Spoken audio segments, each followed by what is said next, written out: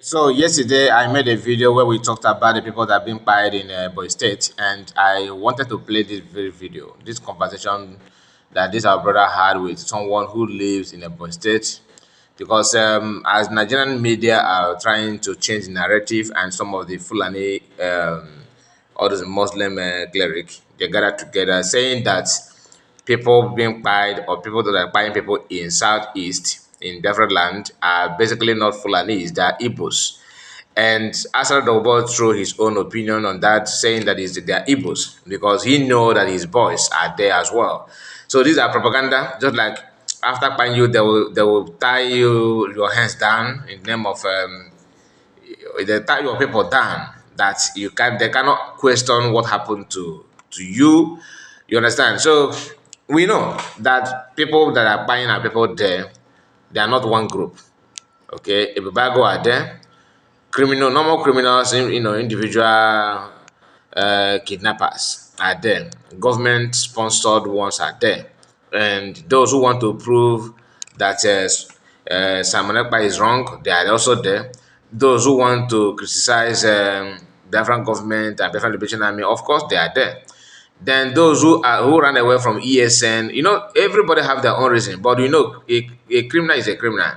It doesn't matter where you come from. But some of the attack, we can then identify, or we can assume or predict where it come from, like who perpetrated that, the angle the attack come from. So the very attack carried out in the church of Lord choosing, some of us have watched the video. Of course, we're not going to break the video here, okay, because some of the images and people they buy, we don't need to play or show that kind of video here because of the rules that guide the platform.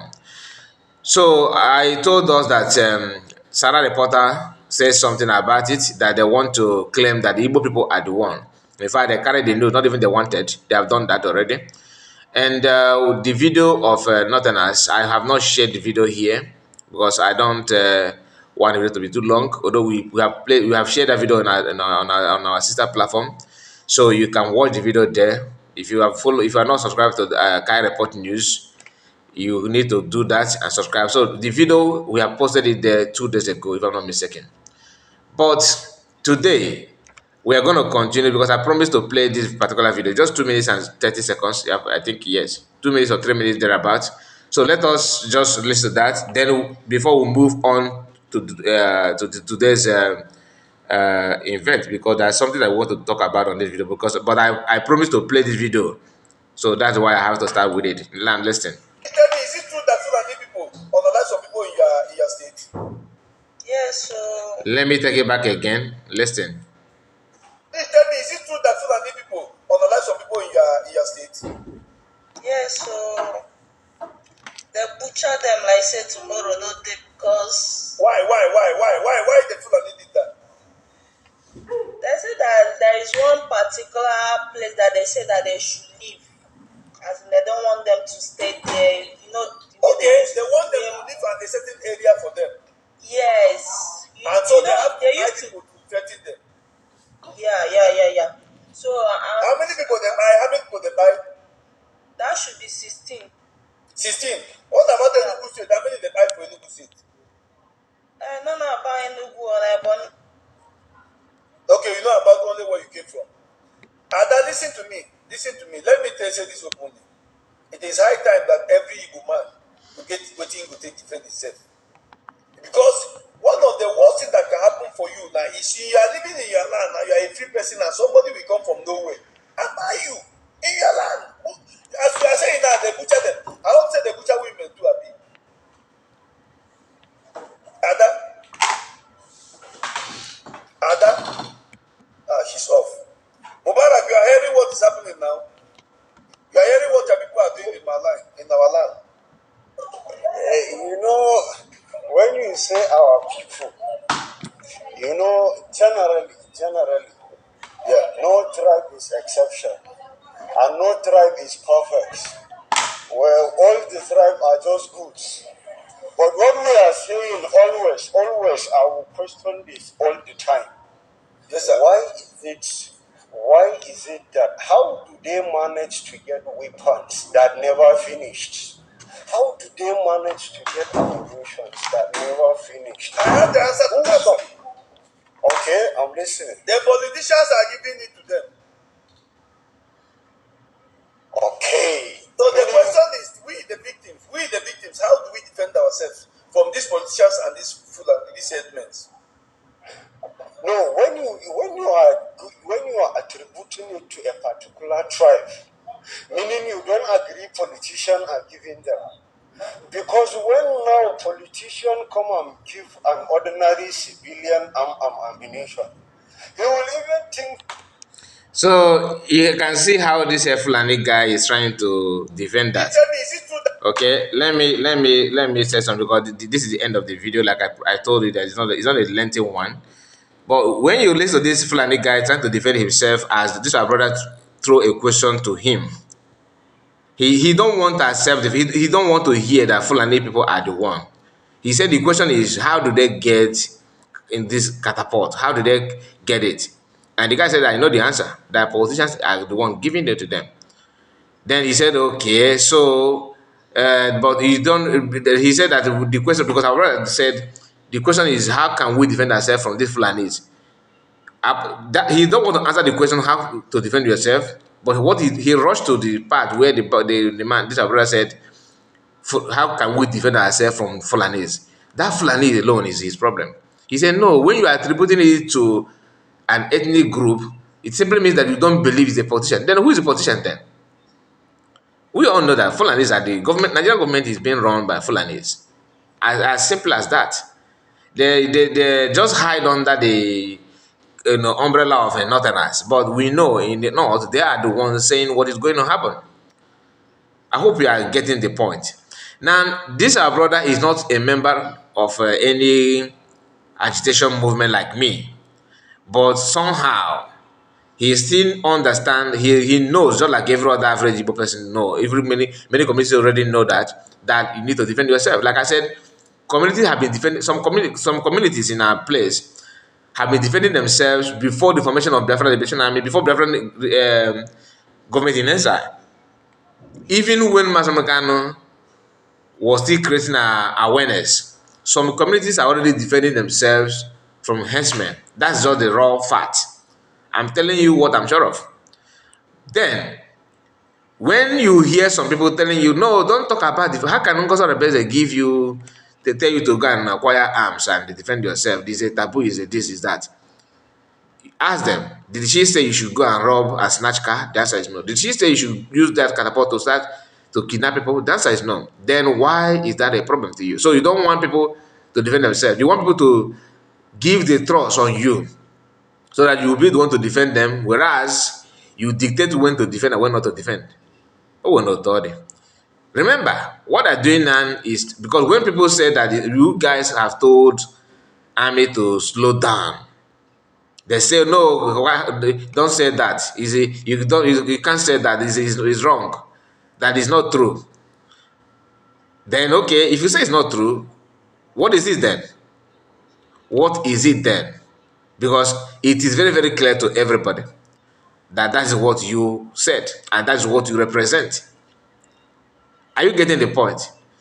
The question should be, why are they not telling us the truth? Why must it be when people talk about, when Ngozi talk about it, to defend yourself is a taboo? You don't say that.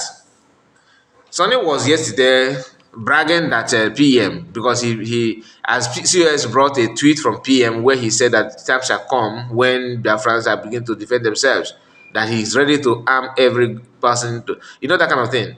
He said, oh, you are trying to implicate PM. Okay, I'm not a lawyer.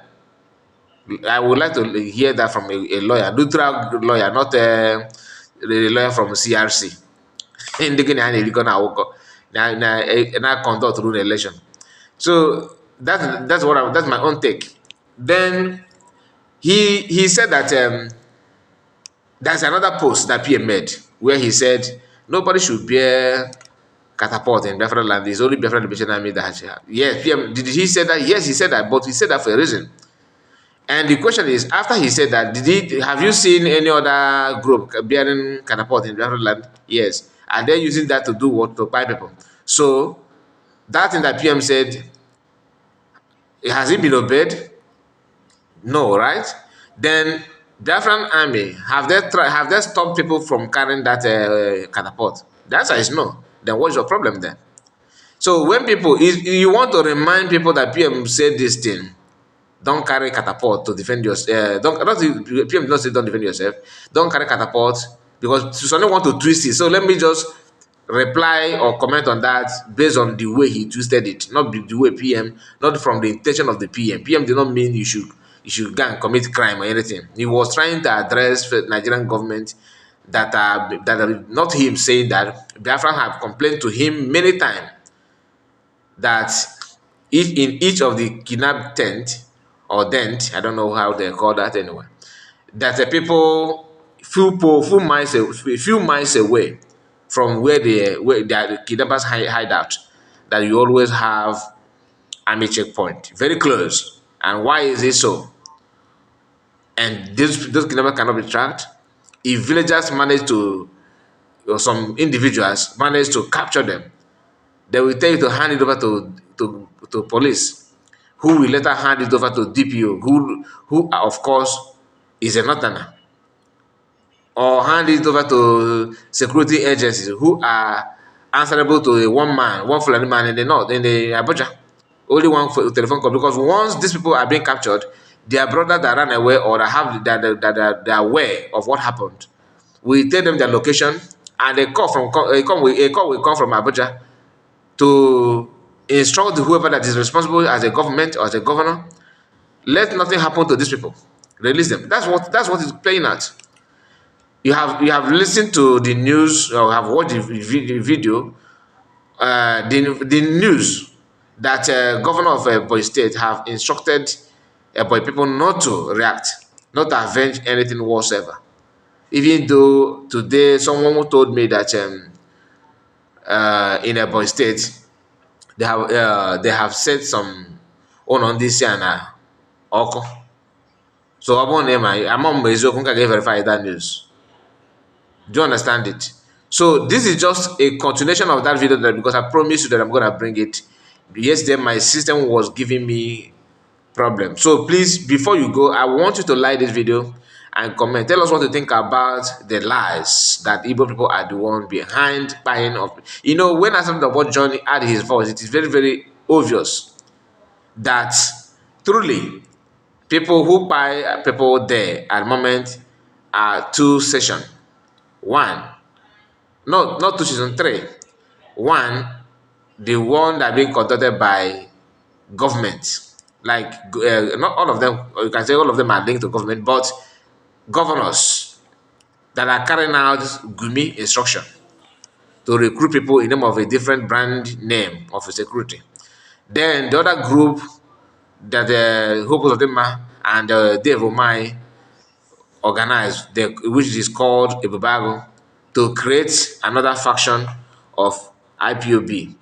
Funny enough, when you see some IPOB DOS member telling you, oh, Samanepa, that the woman he said that he's going to create another faction of IPOB, that's what PM have done.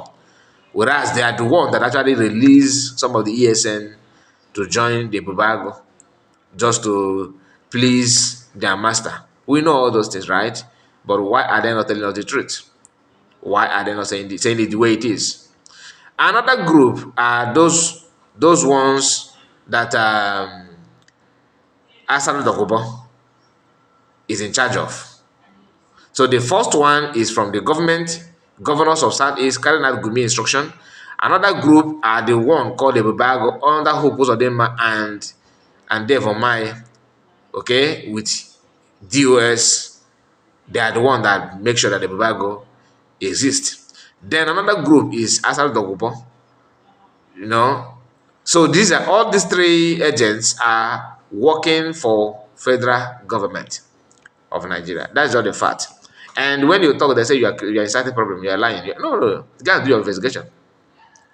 I have watched some of our brothers saying that Chief Dewa Nyawo is from my Ebony State. He's not from Ebony State, he's from Enugu State or Zara. in Kano West in Enugu State. That's where he come from. He have said it in the past, so I don't know him in person.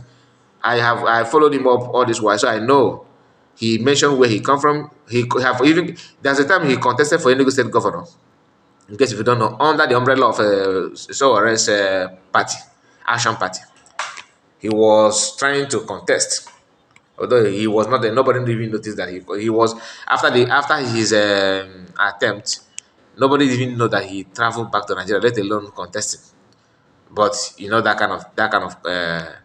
uh, political movement that doesn't carry any water. Nobody even know. In Enugu people don't even know that he exists.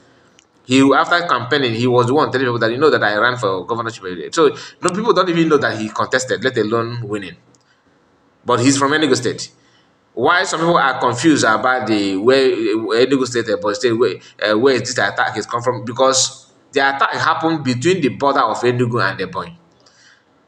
So meaning that people they buy some are from it. There's some the attack is not only one village.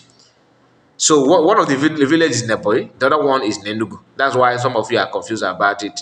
So I just want to say it because I've watched some of our brothers that are making video making that kind of mistake. Chidewaya is not from Ebony State, he's from Enugu State in Kano West or Zara. Is it? When he say PM send the ESN then to rescue Ozara people because Fulani was in his village, in this guy's village. Okay, Fulani was in his village, but we were able to dictate it then. So like the video and subscribe to the channel if you have not. God bless you. I see you again. Bye bye for now. Take care. Bye bye for now.